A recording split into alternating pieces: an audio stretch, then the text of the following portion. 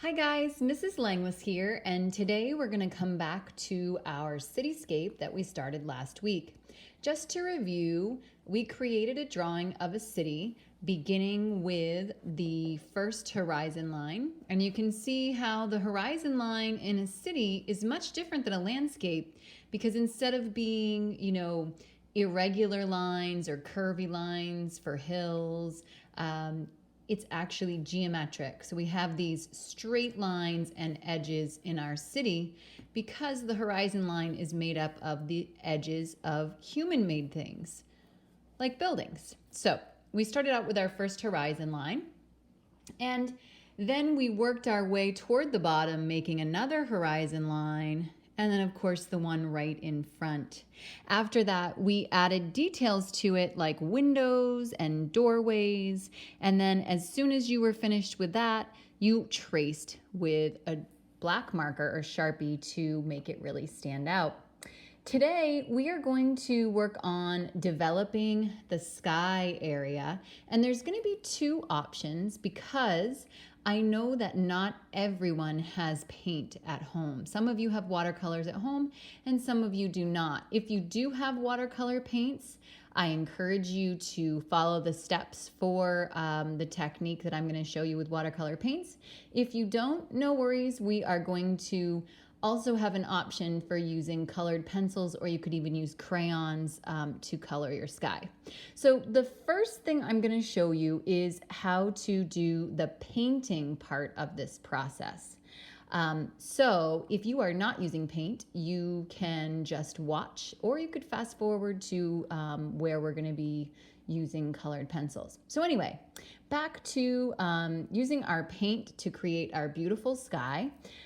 What you're going to do first, which is going to seem a little bit odd, is that you're going to actually need a white crayon. So a white crayon is going to be really helpful for kind of sealing in and protecting the edges so that no paint can go over. Because remember, from our watercolor and crayon artworks that we've done in the past, crayon resists water.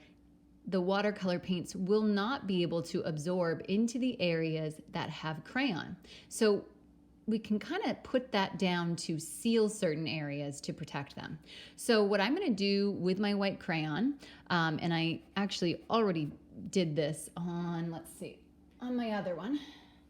Got two copies of this. I'm just going to switch it out.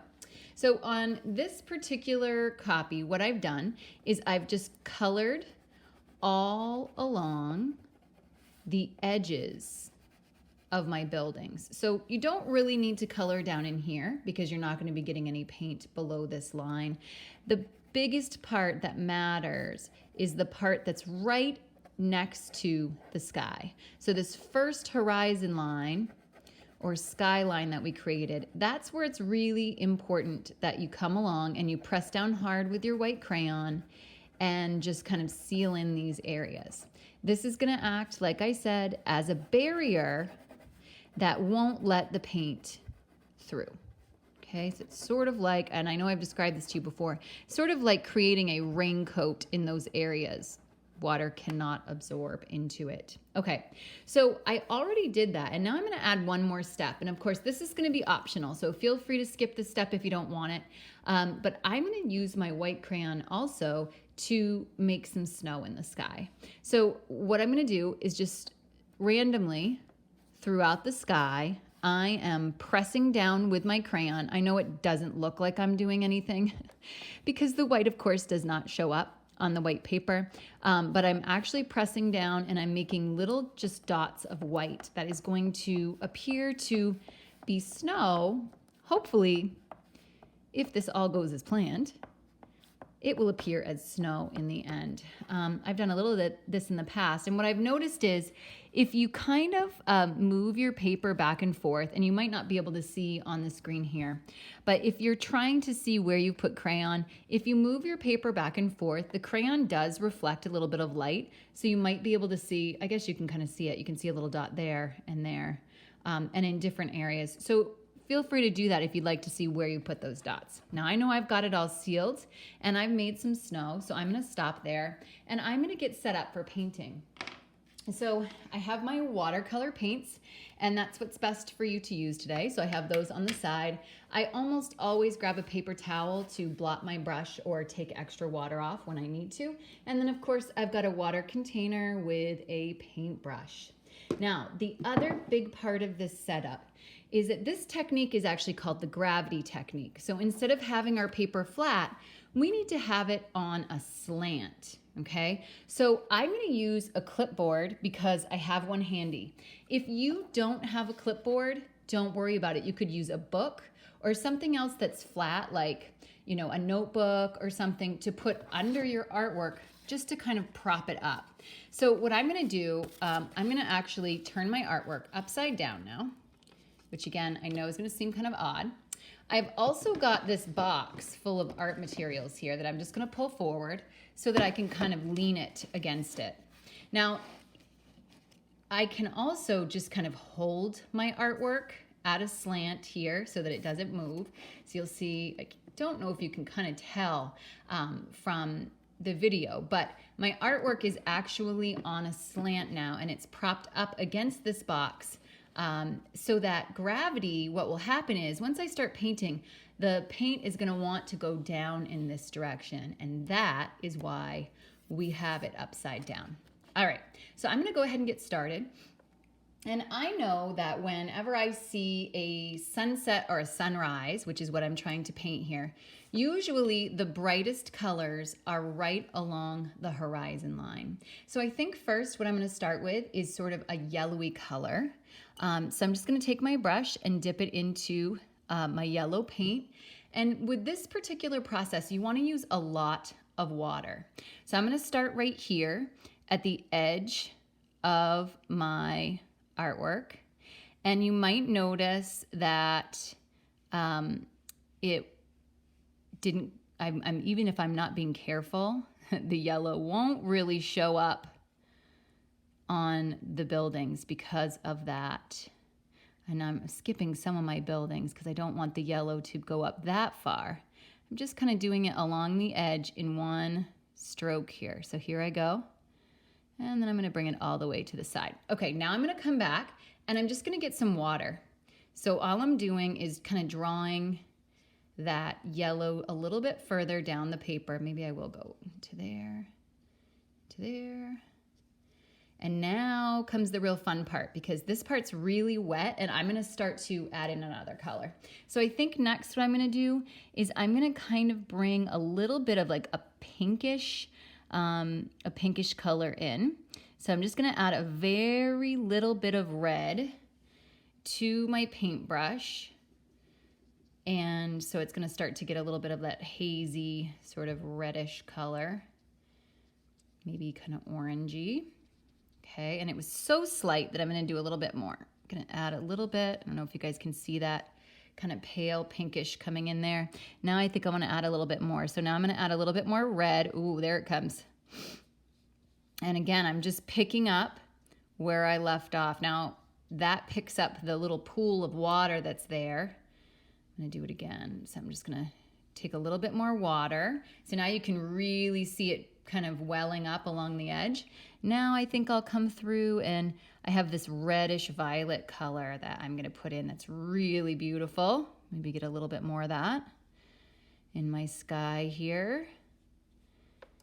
Now if you use different colors, that's fantastic. Use whatever colors you want. Try to remember a time maybe when you saw a sunset or a sunrise and you thought it was really beautiful. Maybe you wanna stick to those colors.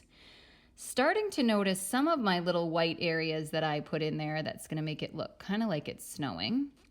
Not as much as I was hoping, but that's okay. Next time I'll press down a little bit harder with my crayon and I suggest you do the same if you really want that to show up. So I'm just gonna keep on going now with my blue. I actually just switched to sort of a blue-violet color, which I think is really beautiful. And I can definitely start to see some of those little white spots appearing for the snow. And I'm gonna try to move my big finger out of the way. Back to that little spot where it was white. And I'm gonna continue to add water. So I'm just, each time I'm picking up where I left off and I'm gonna scoot it up and keep on going my finger continues to be problematic, so I'm going to move it further up the paper. There we go. Now I'm going to continue down, and I'm going to go all the way to the edge of my paper.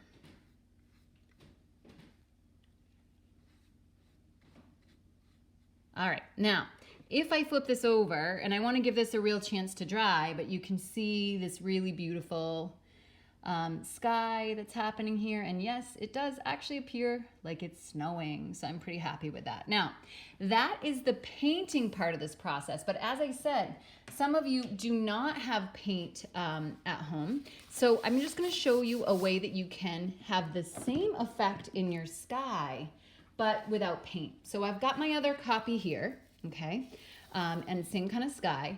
Now what I did was to, ahead of time, gather some colored pencils. So colored pencils or crayons will work for this.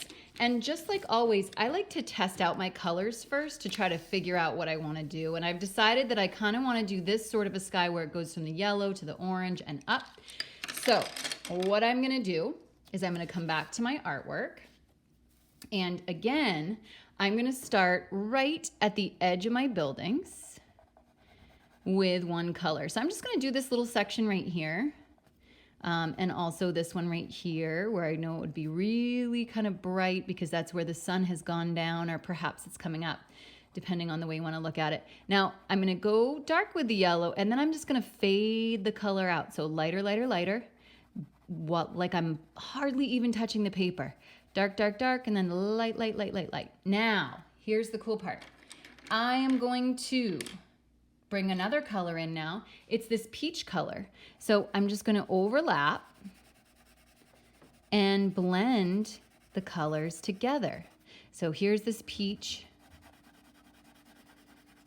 Okay, that I'm going to blend in. And I'm noticing I forgot this area in between these buildings right here. So I'm just going to come back to that. And again, peach, peach, peach, all the way to where I want it to be. Okay, and then I'm gonna go to my next color, which was kind of this purple one. It's kind of this hazy, which is kind of cool because if you've ever been to a city, they usually have a lot of air pollution issues. Unfortunately, the buildings kind of trap all the smoke and exhaust from cars in between them. And this, I think, gives it that kind of like hazy, sort of smog type of a look, which is sort of very typical of a city. And I'm going to come back and I'll do this side too, over here.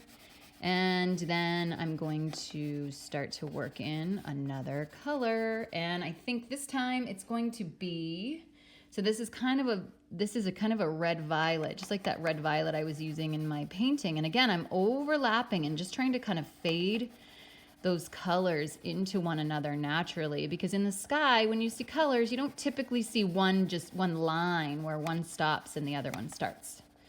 So you kind of just want to do this fading technique, overlapping. So you have to press down harder and then lighter, lighter, lighter. Okay. And then I can continue. So the next color the next color would be, I think it's going to be this purple one. So I like this. This is sort of like almost like a blue violet. Carefully coloring. And again, just kind of fading, fading, fading. And then I would probably eventually work in my blues. So maybe now I'm going to go into this sort of darker blue that I'm fading in. Okay, and you're going to continue on that until it gets all the way to the top of your paper. So I would probably then go to this lighter blue, maybe at the top of the sky, or maybe I would continue it to be even darker than this. That's really up to you. So again, working on that sunset or sunrise in your sky to develop it. This was the option if you didn't have paint that you could kind of play around with. So I'm really looking forward to seeing what you guys come up with, whether you use paint or whether you color this with colored pencils. Just kind of have fun with it. You can eventually go back in and actually color your buildings if you'd like. That's also another option. Or if you just want to leave them white, that's fine too. Whatever you do to complete your coloring on this, please make sure that you take a photo of your work after and upload it to Seesaw, or send it to me in email, or even upload it to Unified Classroom. So have a great time with this project. Hope you are doing well, and I will look forward to working with you next time.